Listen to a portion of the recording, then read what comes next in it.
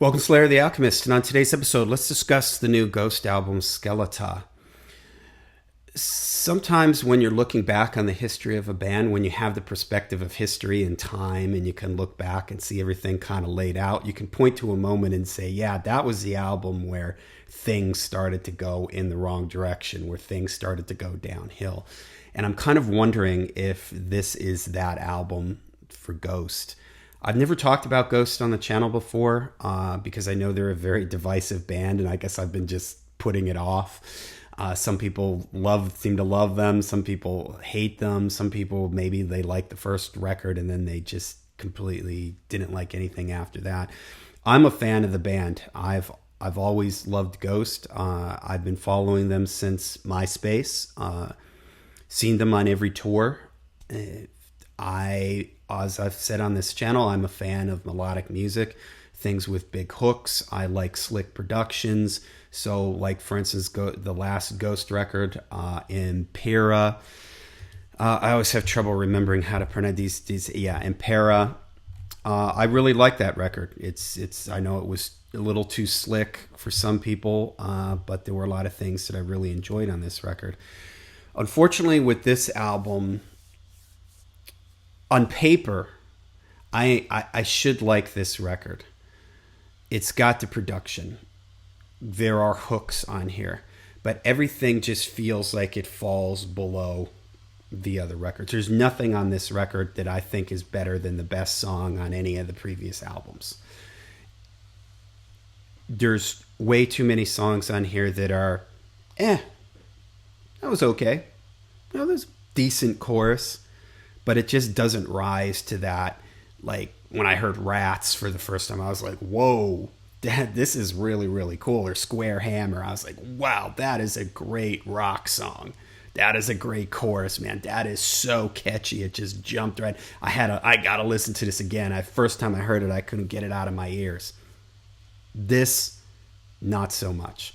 And again, there's been times on, I'll use Impera as an example. What's the song on there? The 20s. In the 20s, 13. It's not my favorite song on there, but I thought, hey, this is catchy, and I appreciated what he was doing with the production. It sounded like some like vaudeville, 1940s vaudeville tune or something, and I appreciated what he was doing. Okay, not my favorite song, but even Hunter's Moon, that wasn't my favorite song on the album either. But I thought, this is a good song, and I could see he's kind of doing something different here. And it always felt like the Ghost records, he was always kind of doing something different, pushing in a little bit of a different direction. Maybe Impera was that really slickly produced record, and that's what he was going for on that, and it worked. Now, I would prefer them to be more raw like the early records, but again, I was able to appreciate what they did. Here, this just, I don't really know what the direction he was going with this, and it just feels like more of the same from Impera, but not as good.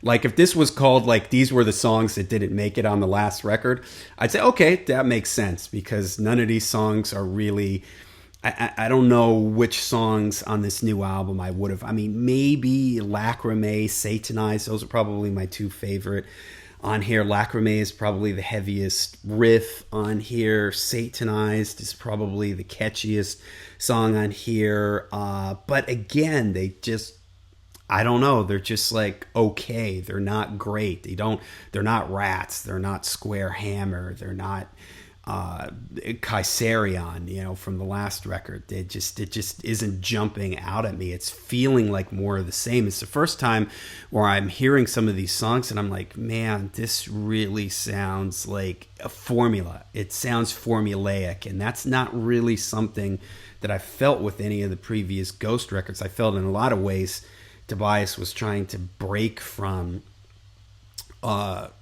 formula. He wasn't letting Ghost fall into a formula. Every record was something a little bit different and trying different things on the record. And here it just kind of misses the mark. And it's weird because, again, I hear some of these songs and I'm like, it has the ingredients there. The chorus comes along and there's lots of voices and the keyboards come in and everything. And it feels like it should be good, but it just just kind of isn't. It's that fine line between a really great song and a pretty good song, and that's where too much of this record falls for me. And again, like after the opening track on here, I don't think Peace Field is just okay.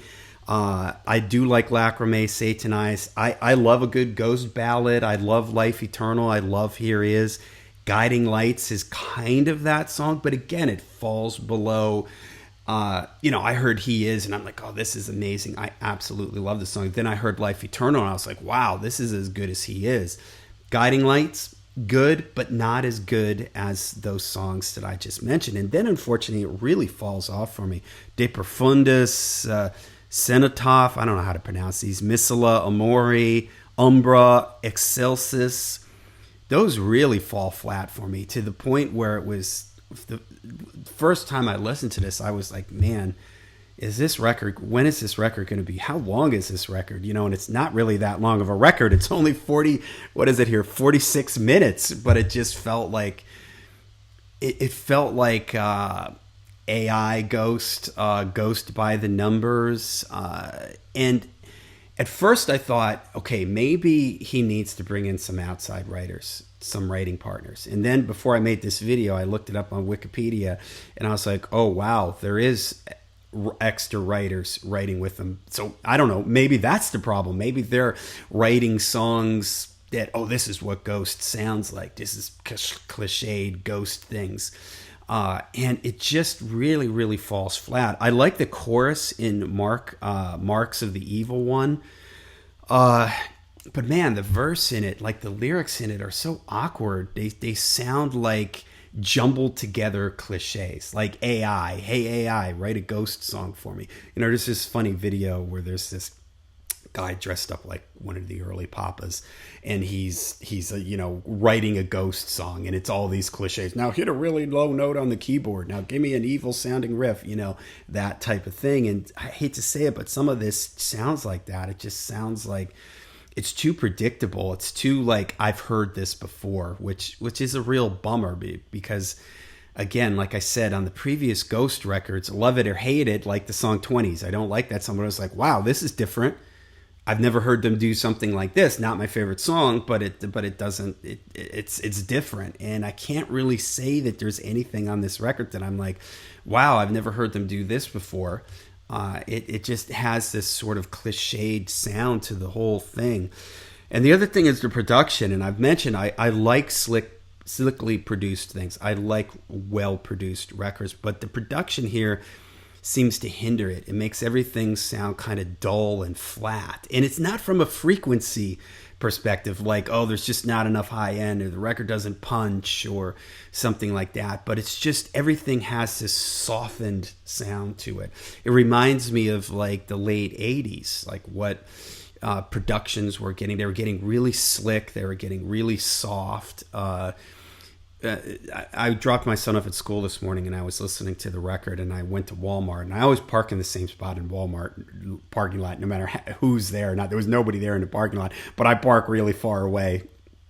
And as I'm walking towards the building, Walmart has their own radio station now. I'm hearing music, and I'm like, is that something from the new Ghost record? And as I got closer, I realized it was Living on a Prayer by Bon Jovi. And I was like, yeah, this kind of makes sense, because this and I like Living on a Prayer. I think that's a very well produced song, but this album has that, like, it's too softened up. And I think this would have been a point for Ghost to make a big change, go in a different direction. I don't know what that direction is. Same thing with the look, the new Papa look. I don't really like it. It feels samey. It doesn't really feel that different.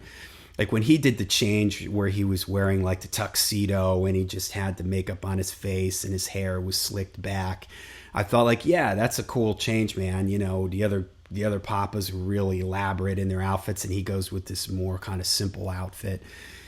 Now would have been a change. It would have been in time for a change in the sound and a time for a change in the look. I don't know. I don't know what that change could have. Maybe it would have been to go back to a more simple, raw guitar, bass, and drum sound, or maybe it would have been I like keyboard heavy stuff, dark wave stuff, maybe a real synth heavy type of song where it's obvious like drum machines and very synth poppy, dark wave type of sound. Maybe that would have been the direction. I don't know. Maybe bring in another character, bring in a female character that starts singing some of the songs and starts being a foil to Papa. Maybe I even thought maybe if he came out as Tobias and all of a sudden there's this storyline about how has all these split personalities and all these previous Papas were extensions of his personality, and now we're seeing Tobias and the storyline is him dealing with having all these personalities and stuff. I don't know, just something anywhere to take it in a really creative new direction, maybe with a new theme, a new storyline, a new lyrical theme, a new direction, a new character, a new something. I don't know, something. It just feels to me like this is really if I'm being generous, it's just a sidestep. They've just moved sideways here from the last. Whereas I feel like all the other records, all the other tours, every tour they moved to a bigger place. Now they're coming here this summer. They're going to be playing at the hockey arena where the Lightning play, Emily Arena. Every step, every record seems like it was a move up for the band, and now this feels like the first time. If I'm being generous, it's just a sideways move. If I'm being honest, it feels like a step backwards. So, and I hate to say this, but even as I was listening to this record, I was thinking, man, I'm going to see them this summer. And I hope they don't play a lot of songs from this album. That's what the thought that went through my mind. Because again, it's like Guiding Lights. It's a good song. I like Ghost Ballads. But when it comes time to them to play live, do I want this to knock out He Is or Life Eternal? No. Because it's not as good as them. And it's the same thing with pretty much all these other songs. There's just better songs. I mean, I could hear Lacrimae, Satanized Live, maybe Marks of the Evil One, maybe. But honestly, I hope that they only play like maybe one or two songs from this record. There were just too many times, especially on the back end of the album when I was listening to it, and my mind was just drifting somewhere else. And that's always a sign for me. A bad sign for a record when I'm listening to something and all of a sudden I catch myself like, oh, I haven't been paying attention. I've been thinking about what I'm going to eat for dinner tonight or something like that. So, all right. Let me know what you guys think. I mean, if you're not a fan of Ghost, if you were never a fan of Ghost, you're not going to like this record. If you like the first one but then bailed, you're not going to like this record. So I'm really curious to people who are like, I mean, everybody chime in here. Let me know what you think of Ghost. Let me know what you think of this new record. I'm really curious for people who are fans of the band, who do like what they've done in the last so many records. How's this one hitting for you? Let me know in the comments down below. Till we see you again, make sure you stay heavy, stay metal.